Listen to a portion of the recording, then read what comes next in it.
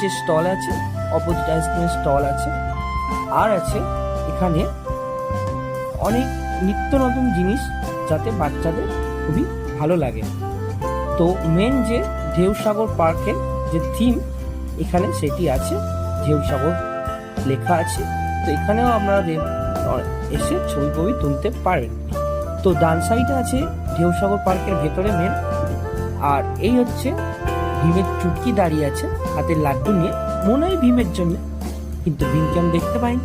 আর আছে এখানে বাচ্চাদের জন্য অনেক কিছু ঘোরার জিনিস।